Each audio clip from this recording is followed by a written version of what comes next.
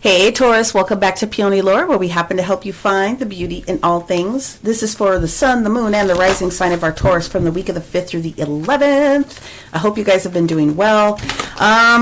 There's a few different things that are going to be taking place for... Let me just put those in there. This is your card. There's a few different things from an astrological perspective that... Oh, you do have more than one. Okay, cool. Okay, good. Taurus, you are in the chart literally every single day this week. There's a lot of momentum shifts that are going to be taking place for you because you have a split in the natural houses. So you start the beginning of the week sort of wrapping up some of those things that were going on into the first house, paying attention to what you're doing. You go into a little bit of the energy of the 12th house. By the end of the week, you are fully immersed in the 12th house, but also now in the 11th. So you have major things that are going to be taking place. So the first house is how you're feeling about yourself in general. The second, the 12th house is going to have things to do with what you don't know about at all. You have no idea about some things that are getting ready to show up to the surface. And then the 11th house is the energy of other people. So you have a mixed bag of things that are showing up in the astrology for you literally this entire week. We always start off with the sacred geometry. They're just sort of giving me some energy reminders here. At some point, you put down the energy of what it is that you were trying to bring yourself as far as joy.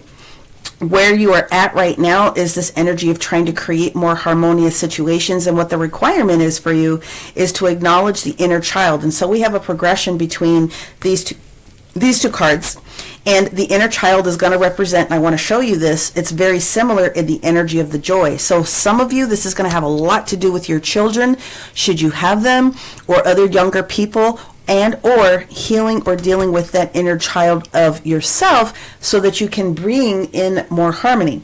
So again, there's going to be the shift that comes up this week that moves you into the energy of what it is that you can do for yourself. But I do feel that we're also going to be talking about wrapping some things up or handling some different things within younger folks within your world. Okay, Taurus.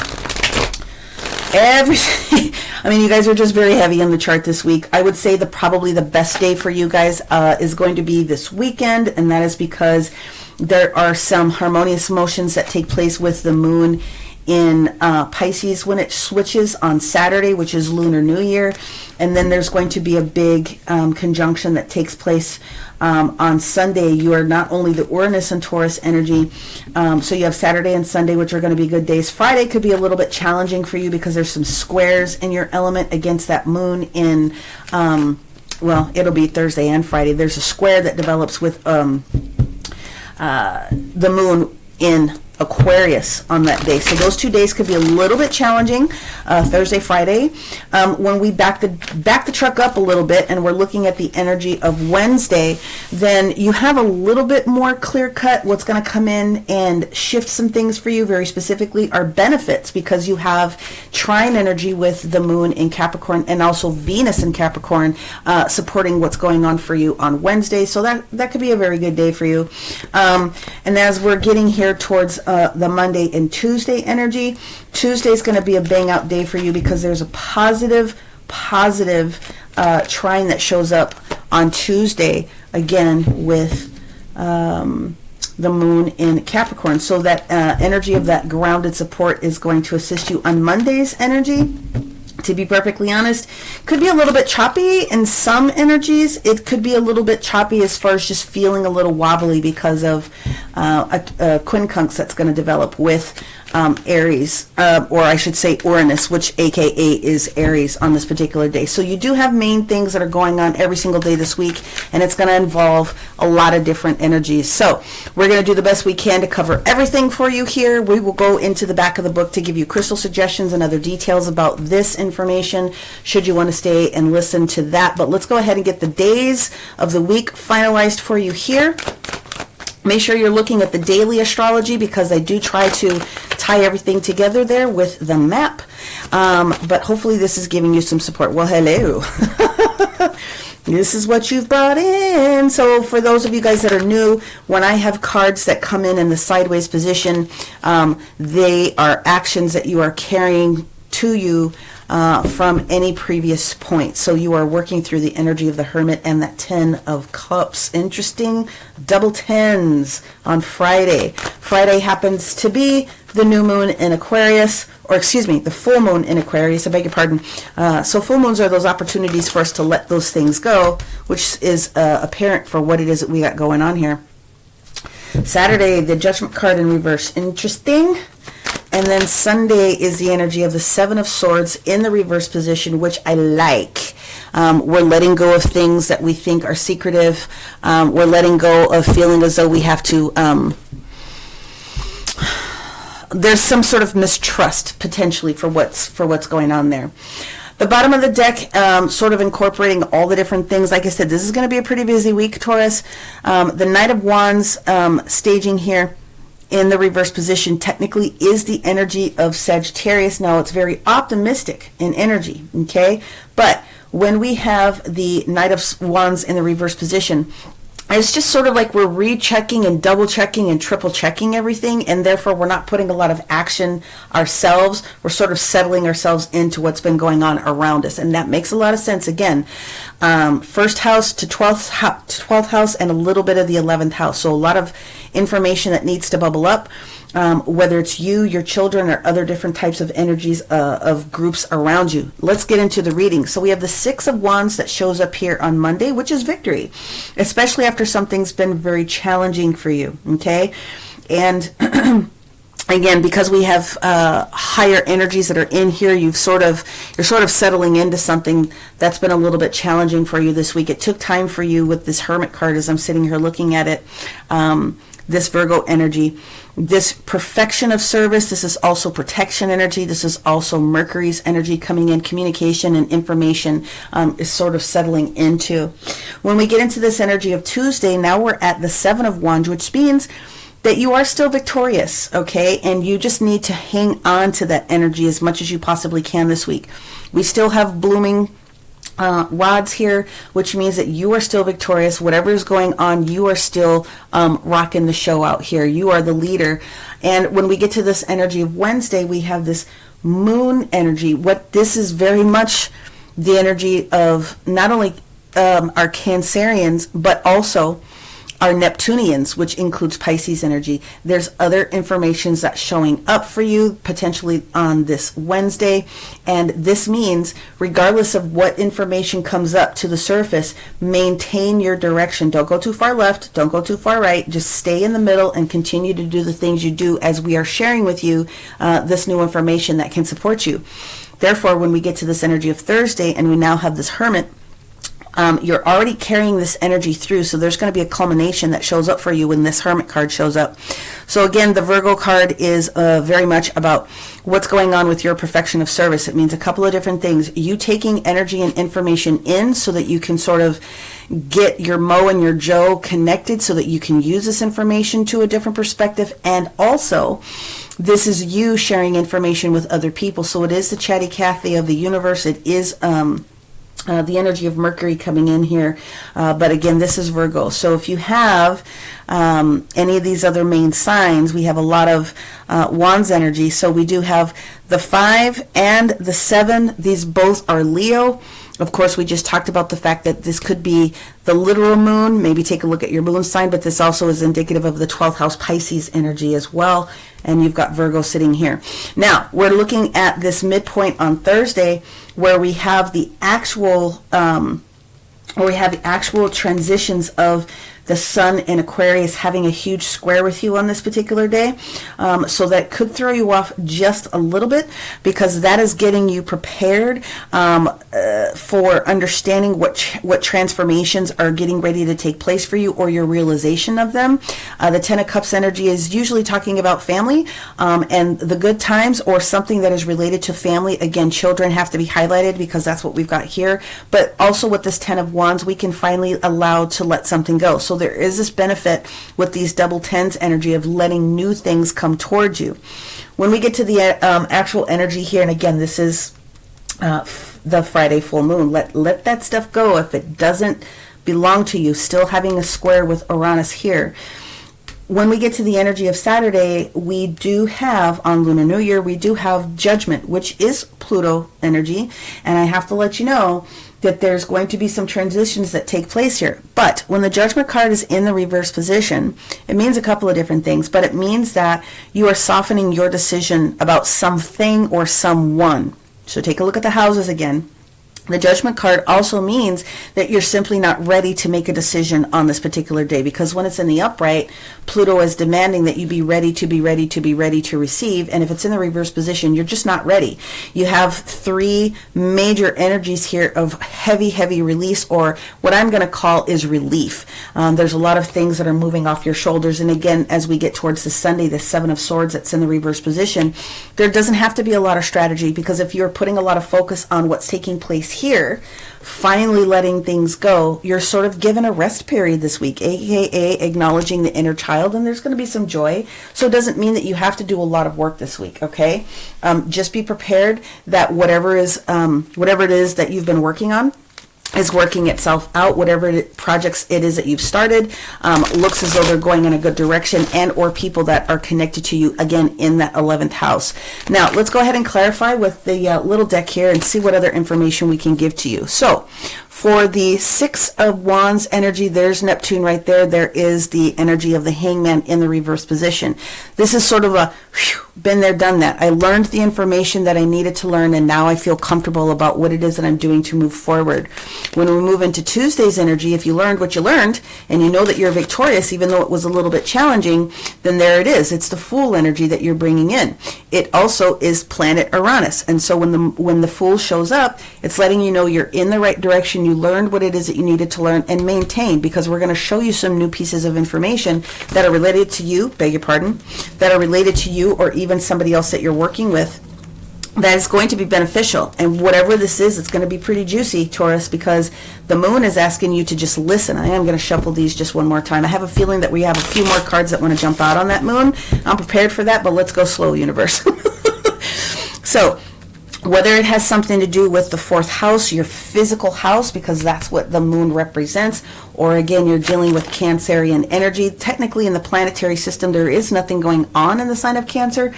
Cancer is the second house. However, during this week, the moon with the Five of Cups in the reverse, perfect. It means that there's been this healing. And so if we're healing something, we're now moving towards the next level. This is what the universe is getting your attention on. Some sort of healing was required, or you've let a lot of energy go, you or someone else that you're dealing with. The Hermit, it was the Hermit that had two cards, the Two of Swords in the upright, plus Sagittarius right here, the Temperance card coming in, letting you know that there's decisions that still need to be made, and you are trying to balance out your personal energy with the emotional loss. So this is, to me, this is just saying you get a little bit of a break this weekend, my friends. Let's take a look at this double card energy. We have the Ten of Cups and the Ten of Rods or Wands, however you learned it. Wow, yeah, this is beautiful. You are definitely moving in the appropriate direction. Six of Swords, and there we have the Wheel of Fortune. So we're letting something go so that you can move forward, and then the Ten of Cups is talking to you about this Wheel of Fortune moment. Now, when the Wheel of Fortune, or Sagittarius, which is showed up twice here, okay, is letting you know that this is your opportunity to take a break. Now, full moons have a lot of tired energy with them. I think you guys mostly know that, but they can tire you out. So sometimes you just need a little bit of a breaky break so that you can get your energy together. So with the Wheel of Fortune and the Judgment card and the Seven of Swords in the reverse position, that is just clarifying for me. That's what's going on. Let's look at the Judgment card. Let's take a look at Pluto and see what Pluto's got going on here in the reverse position, just to give a little bit more information. And the Judgment card has three. Thank you. Those are them. We've got the Queen of Cups, healing, Ace of Wands in reverse, taking a break, and then we have the moon, pretty much what I said. So there's more healing that's necessary. Now the Queen of Cups is second only to the High Priestess in that this could be a moment for counseling, you counseling others, someone else coming in to have a decent conversation with you. The Queen of Cups and the King of Cups can be rotated between Piscean and Cancerian energy. I just want to make sure that I give you that information. it has everything to do with the moon. It has everything to do with the sacral chakra, our ability to want to move forward with clarity. The Ace of Wands in reverse, there's a no-go.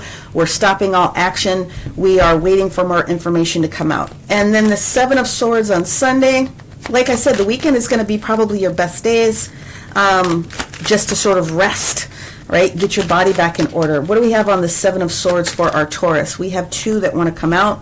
We have we have the Six of Pentacles. I like that. And we also have the Ten of Wands. Yay! The bottom of the deck of the clarifiers is the Eight of Pentacles in the reverse. No go. We don't need to put a lot of work, time, and energy into whatever's going on here towards the latter part of the week. Six of Pentacles is usually a blessing card. The Six of Pentacles is saying whatever you put in is what you're going to get out of it, okay? So make sure that you're giving yourself time, energy, and effort, and don't be paying attention to what other people are doing. You don't need to take time to invest in other people's drama. And then the Ten of Wands here again, letting it go. So if you can free yourself from something that's been affecting you from other people, it doesn't belong to you, then there's no reason for you to come up with a strategy. Therefore, you don't have to do any major, crazy, big efforting, especially when you get towards the latter part of the week. The universe really wants to be able to support you. It's not a bad week, Taurus. It's going to be busy based upon communication, and communication coming in from other people, especially with the energy of what's taking place with Aquarius. But you're in the right position this week. This is beautiful. I love this. This is an absolutely beautiful week. Just give yourself a minute to relax. The following week is where you're going to have some more things pop off for you, okay? In the spirit of Chinese New Year, Lunar New Year, we're going to use these dragon cards that come out. Lunar New Year, Chinese New Year is effective on Saturday the 10th. We have the Emerald Dragon, which is talking and bringing in healing and cosmic abundance. So, in order for you to receive this abundance, you have to be ready to receive it. So this is what it's talking about. Good fortune is coming. That's what it says. Good fortune is coming. You're doing all the right things. Let your thoughts support your divine perfection. Align with your fifth dimensional blueprint. So that could be some of the additional healing that could be required for you, and or you're already taking some of those things in your own personal practices. Whatever that happens to be for you. Let's go in with the energy card for our Taurus this week, and let's see what we've got going on. Let's see, what do we have for our Taurus, Sun, Moon, and Rising? What we have here, also heart chakra and healing energy, that is Archangel Raphael coming in to assist. So if you work with the angels like I do, call in Archangel Raphael to assist you, but this is opening your heart space for that next thing that needs to take place. I love it. And let's get your numerology card. Your numerology card is spirituality. Okay, so the 77 card here in the reverse position for me, again, is indicating you've already brought this into you. There could have been some healing work that you've already done. You could be in the middle of it, but this work that you've already done is opening up this space for you to receive it this upcoming week. Let's give you an angel card, and then we're going to go into the back of the book here. And let's see what else we have. Angel card very specifically for Taurus, Sun, Moon, and Rising this week of the 5th through the 11th. Raise your vibration. Now, they're telling me to let you know that this is the energy of the Hermit. If you need some additional support, raise your vibration. Take time, get your thoughts in order, balance out your energy, right? Balance your emotions and your thoughts and your actions this week. That is going to support you in raising your vibration, which will take you to the spiritual plateau for you feeling comfortable at some point in this upcoming week to receive all of the benefits that are showing up, okay? Now let's take a look at the energy again of these. You've already done this. You've already started talking about what it is that you needed to bring in for joy. You are at this point where you're trying to be harmonious, energy in, energy out, letting go of other people's issues and dramas. And now we are able to focus on the inner child. Really, this is just joy again, but it's talking to you about encompassing it in a different way. But let's go into the book and let's share the crystal suggestions that go with this. So if you are looking from additional perspective, then you can use them there. But one of the things that they're talking about is reincorporating the energy of child's play, right? So then you got the Fool again, starting this journey again. Incorporating play.